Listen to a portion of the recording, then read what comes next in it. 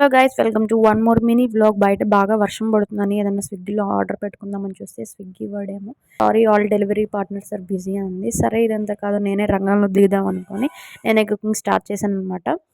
ఈజీగా అయిపోయి egg fried rice చేద్దాము అని అనుకున్నాను. సో నాకు వచ్చినంత దాంట్లో మా అమ్మని అడిగి కొంచెం ఏదో అట్లా అట్లా చేసేసాను.